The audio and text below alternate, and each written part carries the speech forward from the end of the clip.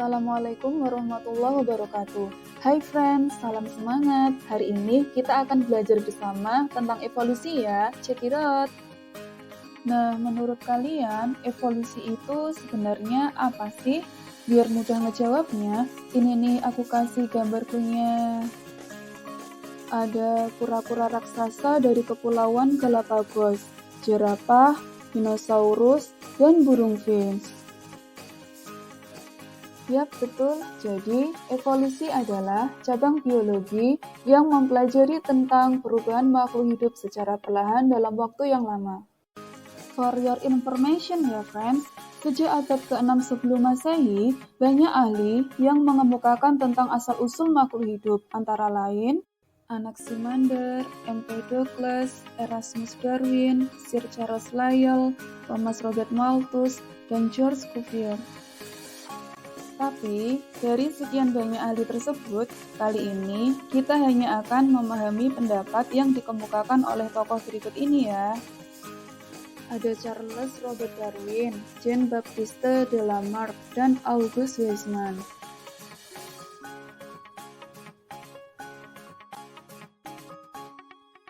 Darwin dan Lamarck mengemukakan teori tentang jerapah. Kalian perhatikan ya gambar berikut ini. Setelah kedua gambar jerapah kalian amati, coba bandingkan teori jerapahnya Darwin dengan teori jerapahnya Lamarck. Nah, menurut Darwin, jerapah tuh ada dua jenis, jerapah yang berleher panjang dan jerapah yang berleher pendek. Tetapi, jerapah berleher pendek tidak lolos seleksi alam, sehingga yang berkembang adalah jerapah berleher panjang. Ada istilah baru nih, yaitu seleksi alam. Menurut kalian, seleksi alam itu apa ya?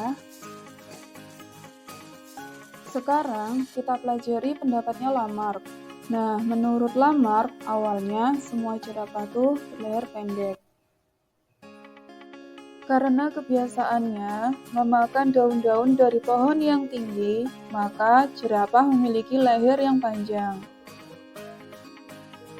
Selanjutnya, adaptasi tersebut diwariskan kepada keturunannya.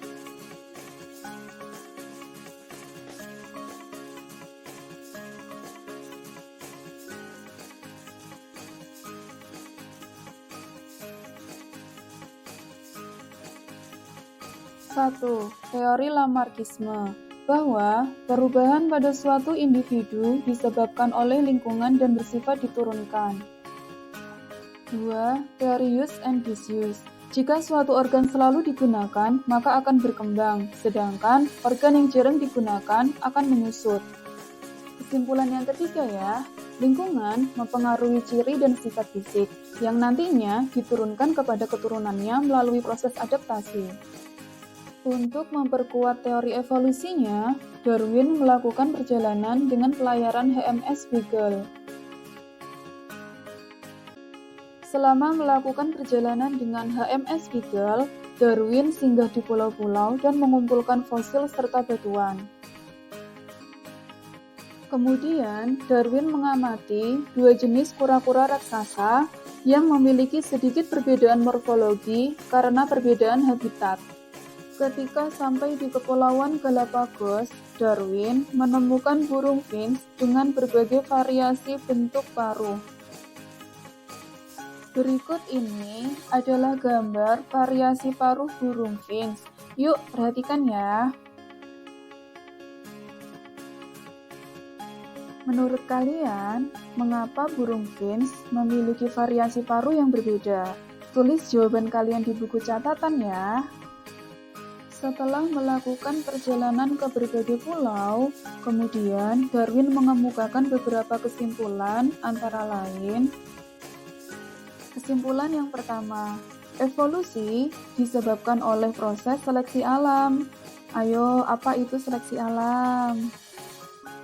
Kesimpulan kedua ya, spesies yang ada sekarang berasal dari spesies yang hidup di masa lampau. Kesimpulan yang ketiga, proses evolusi dipengaruhi oleh lingkungan. Nah, coba kalian ulangi lagi ya. Tokoh ketiga adalah August Weismann. Weismann melakukan eksperimen dengan memotong ekor tikus. Dalam eksperimennya, Weismann mengawinkan tikus dewasa jantan dan betina yang dipotong ekornya. Hingga generasi ke-21, semua anak-anak tikus yang dilahirkan berekor panjang. Dari eksperimen yang telah dilakukan tersebut, kemudian Weismann menarik kesimpulan antara lain. Kesimpulan pertama, perubahan sel tubuh karena pengaruh lingkungan tidak akan diwariskan ke generasi berikutnya. Kesimpulan yang kedua, evolusi adalah tentang pewarisan gen melalui sel kelamin.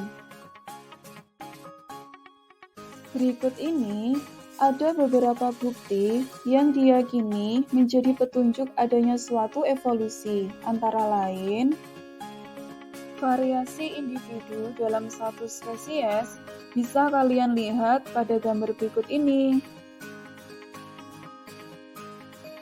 Gambar tersebut menunjukkan adanya variasi seperti warna rambut, warna kulit, ukuran mata, dan lain-lain. Petunjuk evolusi yang kedua adalah fosil. Fosil terlengkap yang ditemukan adalah fosil kuda. Perhatikan gambar berikut. Berdasarkan fosil kuda yang ditemukan, terdapat perbedaan anatomi dari kuda Hyracotherium sampai Equus. Petunjuk evolusi yang ketiga adalah homologi dan analogi organ tubuh. Homologi merupakan organ yang memiliki bentuk asal sama tetapi fungsinya berbeda. Perhatikan gambar berikut. Sayap burung homolog dengan kaki depan gajah. Sayap burung untuk terbang, sedangkan kaki depan gajah untuk berjalan. Analog merupakan organ-organ yang fungsinya sama tanpa memperhatikan asalnya. Contoh, sayap burung analog dengan sayap lalat, karena keduanya sama-sama berfungsi untuk terbang walaupun asalnya berbeda. Petunjuk evolusi yang keempat adalah perbandingan embriologi. Perhatikan gambar berikut ini. Hewan multiseluler secara umum mempunyai tahapan perkembangan embrio yang sama. Petunjuk evolusi yang kelima adalah perbandingan biokimia.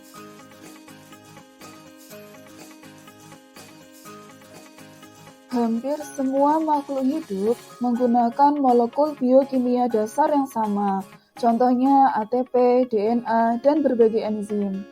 Petunjuk evolusi yang keenam adalah alat tubuh yang tersisa.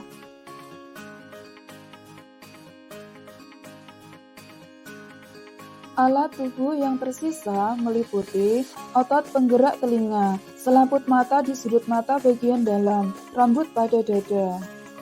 Selain itu, ada umbai cacing, tulang ekor, dan gigi taring. Perhatikan gambar di bawah ini ya. Yuk review lagi macam-macam petunjuk evolusi yang sudah kita bahas barusan. Berikut ini kata kuncinya. Evolusi dipengaruhi oleh beberapa faktor yang mendorong, antara lain 1. Perkawinan tak acak. Dalam kenyataannya, individu memilih pasangan biasanya berdasarkan pilihan. Perkawinan yang tak acak tersebut dapat meningkatkan jumlah lokus gen dalam populasi homozigot. Kedua adalah aliran gen, di mana frekuensi gen dapat berubah karena transfer gen masuk dan keluar populasi. Ketiga adalah hanyutan genetik, di mana perubahan frekuensi gen karena adanya populasi kecil yang memisah dari populasi besar. Salah satu contoh hanyutan genetik adalah founder effect. Perhatikan gambar berikut ini. Founder effect terjadi karena adanya sekelompok individu yang menempati tempat baru dan membentuk koloni tersendiri. Contoh founder effect adalah suku Amis atau Mennonites yang ada di Amerika. Mereka menikah dengan sesama anggota koloninya. Hanyutan genetik yang kedua adalah bottleneck effect, di mana banyak anggota populasi yang mati dan sisanya saling kawin. Hingga jumlah populasi kembali seperti semula. Contoh, populasi cheetah di Afrika Selatan dan Timur. Faktor yang keempat adalah seleksi alam, di mana individu yang dapat beradaptasi dengan lingkungan yang akan bertahan. Contoh peristiwa seleksi alam adalah Biston betullaria di Inggris sebelum dan setelah revolusi industri. Sebelum revolusi industri di Inggris, ketika lingkungan masih bersih, Biston betullaria bersayap cerah lebih adaptif. Sebaliknya, setelah revolusi industri, lingkungan lebih gelap oleh jelaga, sehingga Biston bersayap gelap lebih adaptif. Di antara kalian, adakah yang bisa menyebutkan contoh lain dari peristiwa seleksi alam? Faktor pendorong evolusi yang kelima adalah mutasi.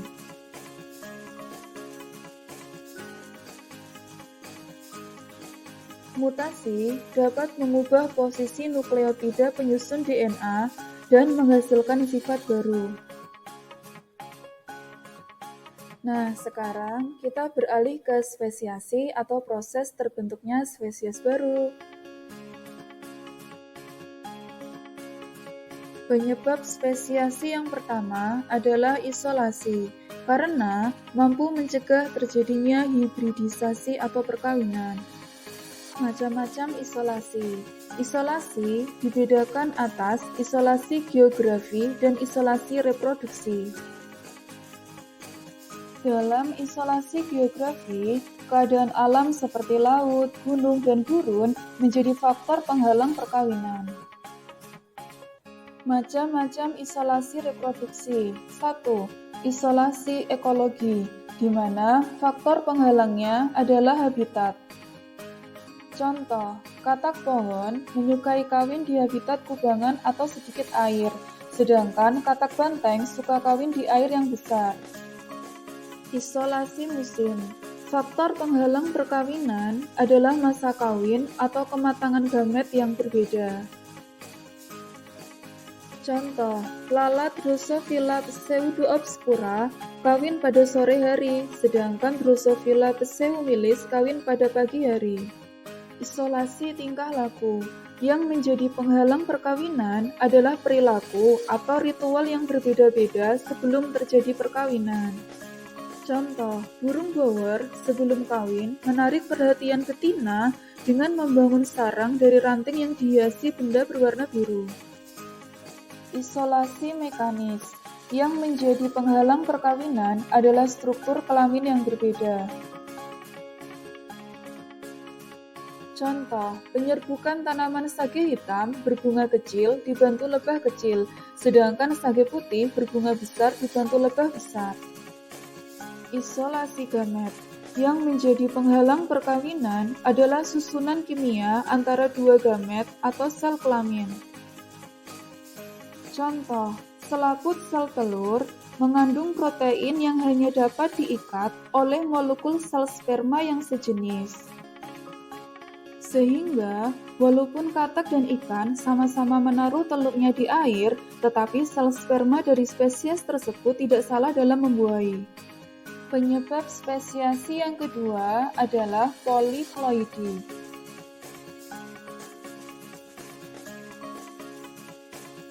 Perhatikan gambar berikut ini.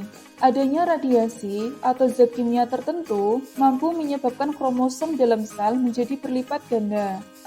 3. Domestikasi. Domestikasi menyebabkan hewan atau tumbuhan yang liar menjadi jinak untuk dibudidayakan atau dikembangbiakkan. Hardy dan Weinberg melakukan analisis keseimbangan gen dalam populasi dan mengemukakan syarat agar gen tetap seimbang. Agar gen tetap seimbang dari generasi ke generasi, harus memenuhi syarat berikut ini, antara lain: 1. Populasi harus besar. 2. Terjadi perkawinan acak. 3. Tidak ada mutasi. 4. Tidak ada seleksi alam. Dan 5. Tidak ada migrasi. Hardy Weinberg menuliskan rumus menghitung frekuensi dua gen dalam populasi, yaitu P kuadrat ditambah 2PQ ditambah Q kuadrat sama dengan 1, di mana P plus Q sama dengan 1. Dalam perkembangannya, teori evolusi Darwin tidak begitu saja diterima oleh semua pihak, salah satunya adalah teori intelligent design. Teori tersebut menyatakan semua makhluk hidup dan alam semesta diciptakan oleh Tuhan secara terencana dan bukannya dengan ketidaksengajaan. Gimana nih materi evolusinya? Gampang kan dipelajarinya? Semoga bermanfaat ya. Wassalamualaikum warahmatullahi wabarakatuh.